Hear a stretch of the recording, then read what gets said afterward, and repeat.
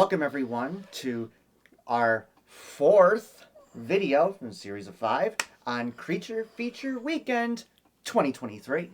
Yes, today we get to talk with some really cool people. We have 2 interviews, and you're not going to want to miss either one. They're pretty great. And I just want to give a shout out to Seamus and Kristen for helping us out. They're kind of like the unsung heroes. They helped us with the filming and recording and sound and all that.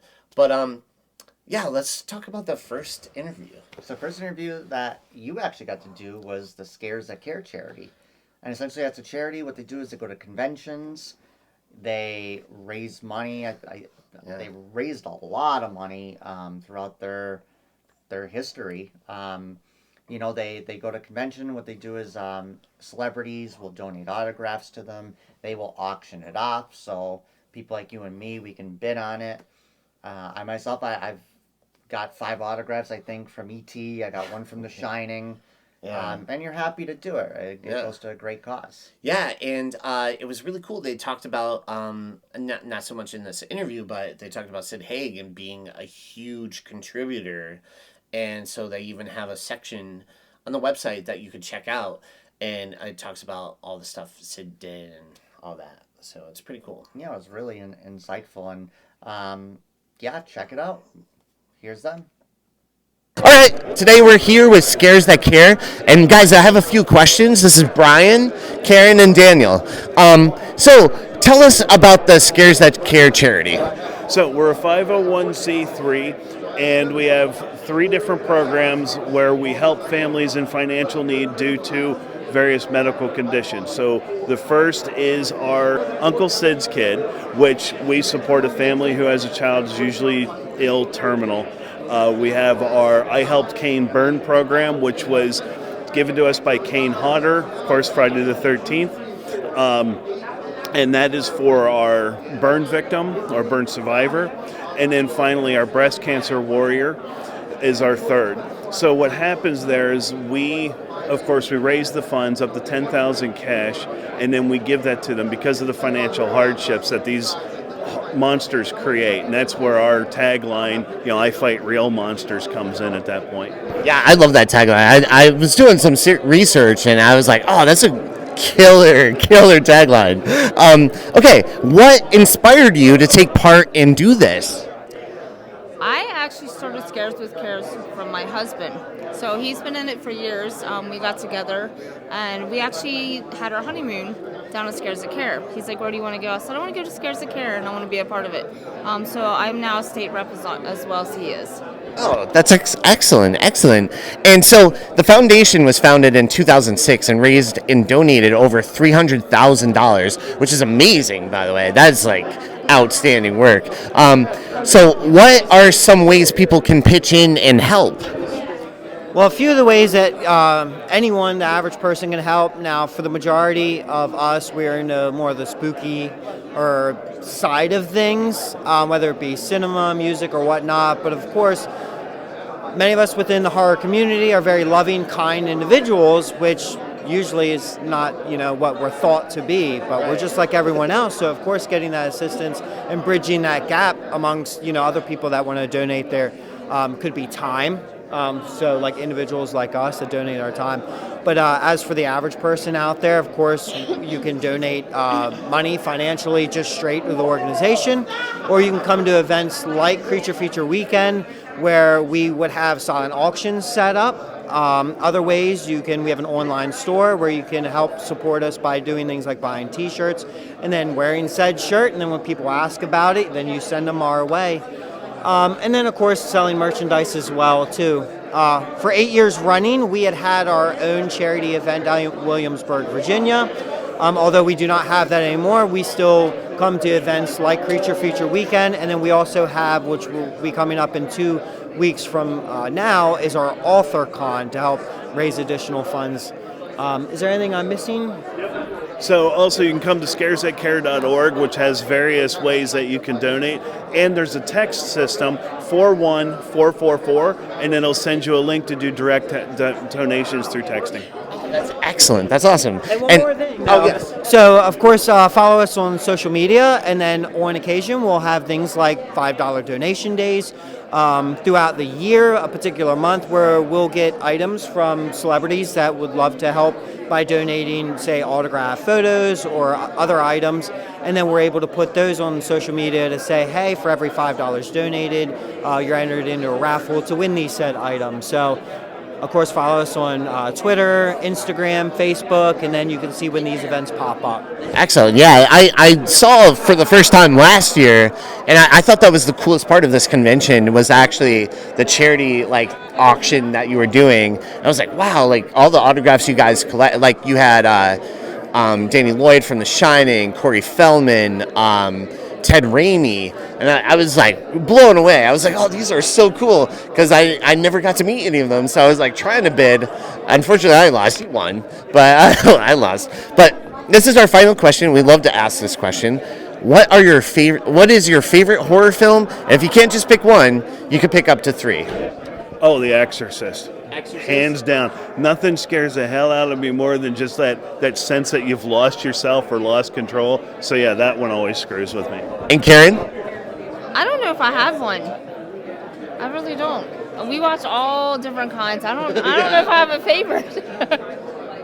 Yeah, I mean, that would be difficult to answer because, like, being in the industry myself, like, I'm more prone to low-budget independent horror films. So whether or not it's something a little more higher budgeted, like The Exorcist, but I wouldn't consider Stand By Me a horror film, but yet the top favorite film of all time. Yeah. But I like stuff like Lord of Illusions would be bigger budgeted.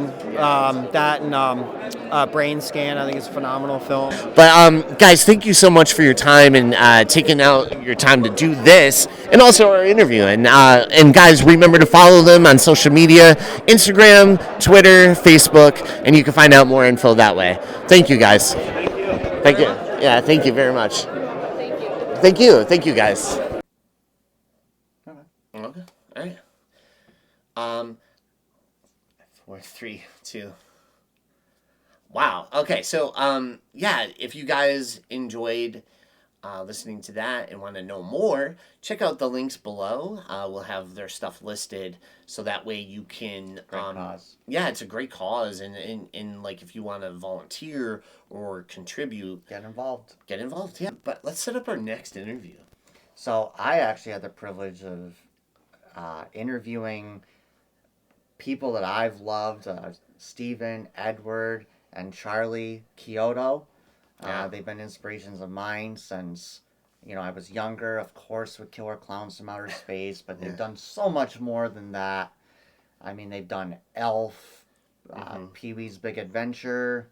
Yeah, and you know what? We didn't get to talk to them about it, but Ernest, Scared Stupid, they made the Trolls for that, and I love that movie.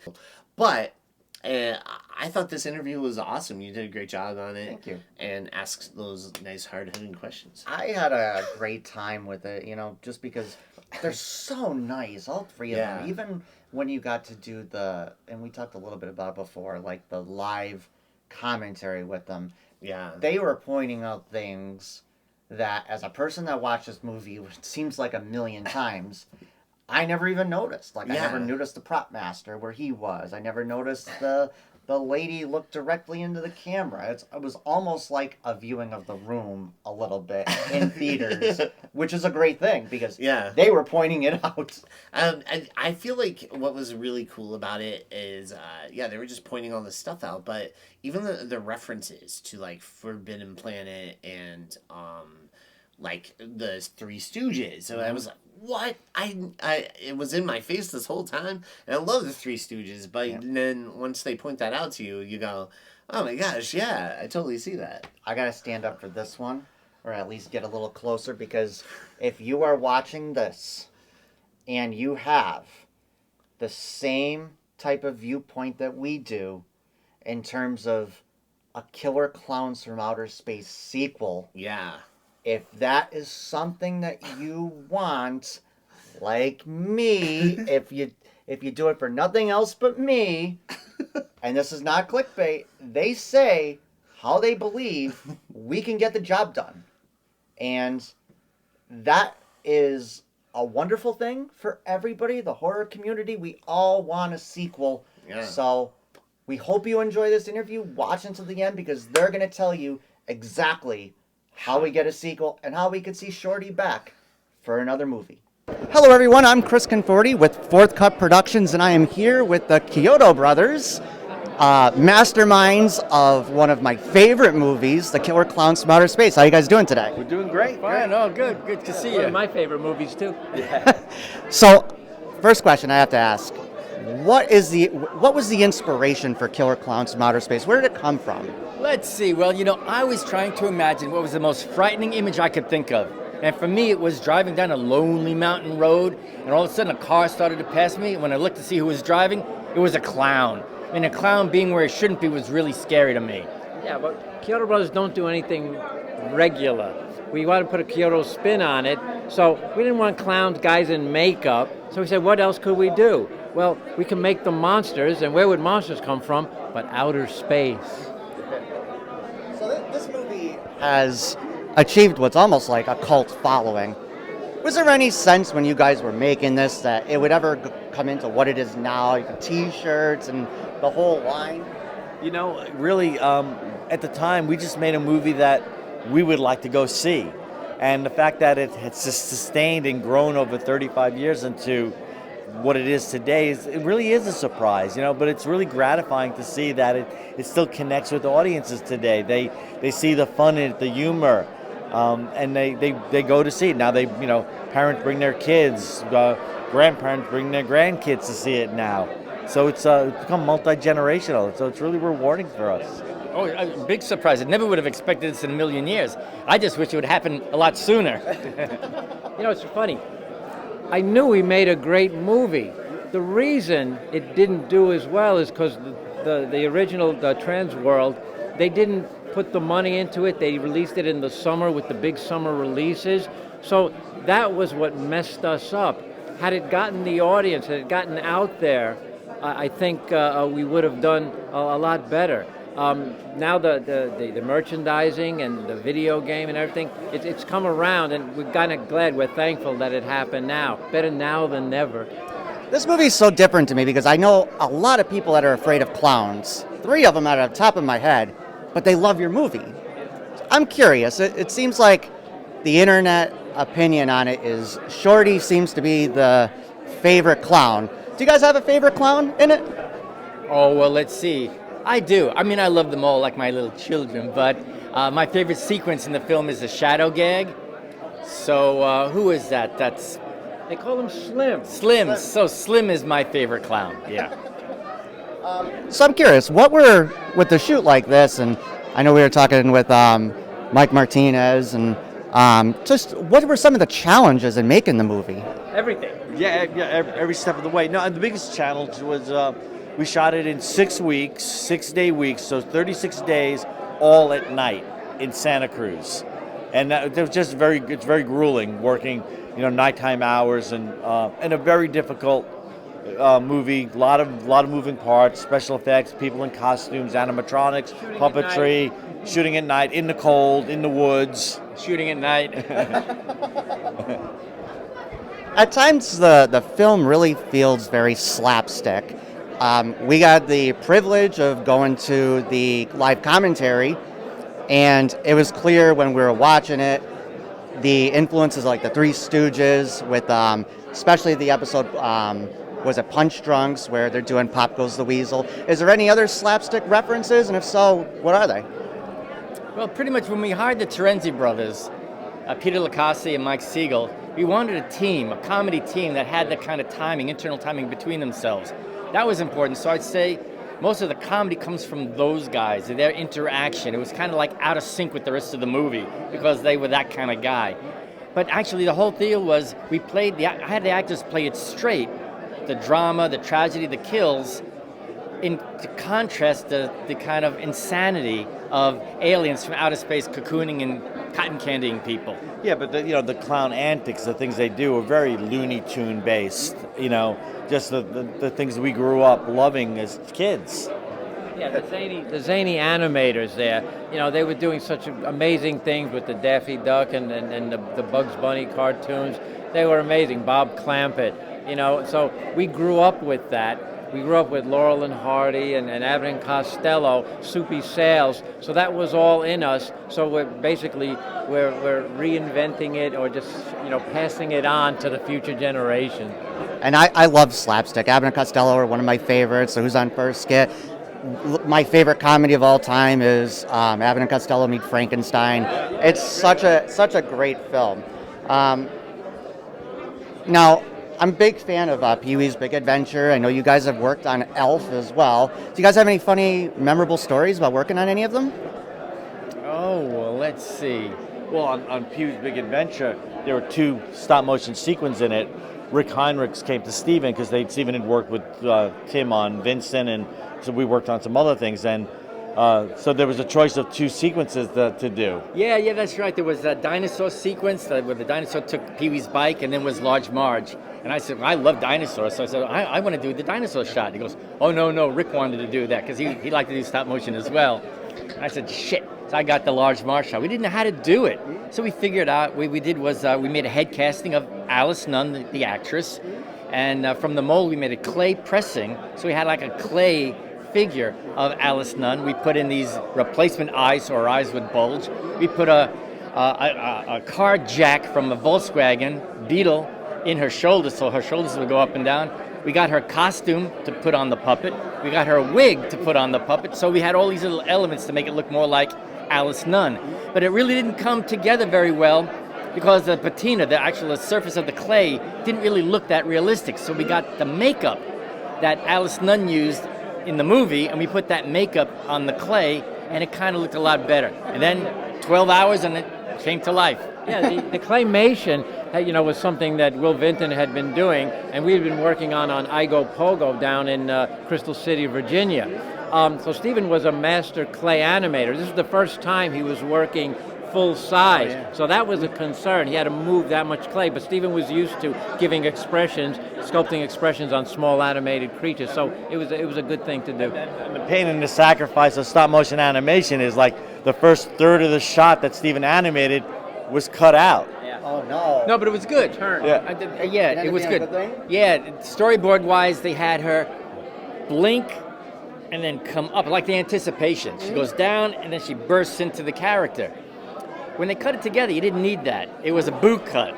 So the sequence worked really well. In fact, that's why it works as effectively as it does, because the build-up, and then bam. So it was a great scene. So we're asking everybody that we interview this year, do you have a favorite horror movie? If not, you could name like a top 3. Like, what are your top 3 favorites if you don't have a favorite? I know there's so many to choose from. Horror or fantasy? No. Horror or fantasy? All right. Fatal Attraction is the scariest movie I've ever seen. Yeah, there's that one with the woman running through the hills screaming. I think Sound of Music. Yeah. Yeah. No. Yeah, when the hills were alive. The hills are alive. Julie Andrews. I'm a Psycho fan, Alfred Hitchcock. But in terms of a Hitchcock movie, my favorite is Rear Window. Rear Window's a great one. Jimmy Stewart was amazing in it. It's tough to name just one, but Robert Wise, The Haunting. Okay. The Exorcist. Yeah. Those are my my go-tos. Modern films, I'd say It Follows. Really got me. Old film, my favorite, The Thing from Another World, Howard Hawks. So, we know that there's going to be a video game. I'm anxiously waiting to buy it. Do we have a release date on it at all? Not a precise date. No, they're still doing the beta testing right now to make sure that it actually works as well as it can be. So just be patient. It is coming out. Okay. We have nothing to do with the release. We were just responsible as we were executive producers and consultants on the design. So that's what we're responsible for. It's worth waiting for. We're amazed by it. We're really impressed. Had we done it 10 years ago, it wouldn't have been as good. They got the technology down. The clowns look spectacular. They matched all the detail. They look like our animatronics, but they're CG. It's pretty cool.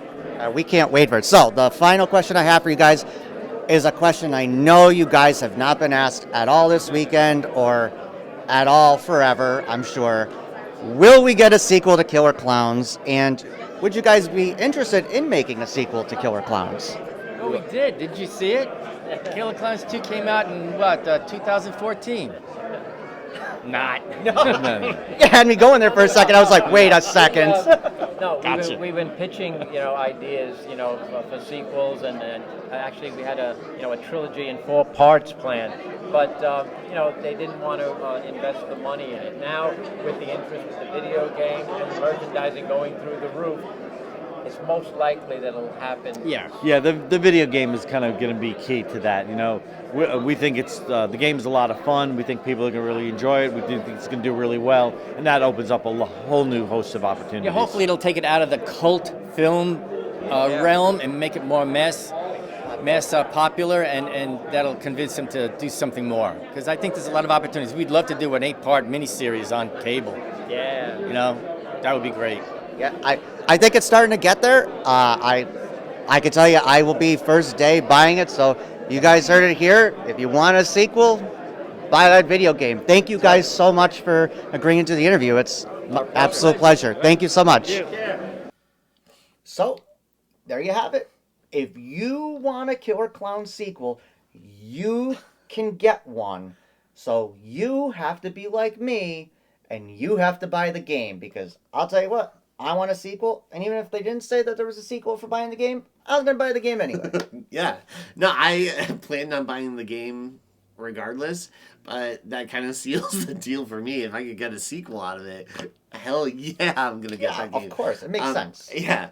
But yeah, so that is the conclusion of all of our interviews. We do have one more episode. One more episode. And it's going to be very different from everything you've seen so far. Different. It's going to be a lot of fun. And we kind of we'll probably do another thing after it just to talk about the whole experience itself. Probably. But yeah, the 5th episode is going to be interesting. Should we give them a hint? Yeah, should we give them a hint? What do you guys think? Do you guys want a hint? Nah.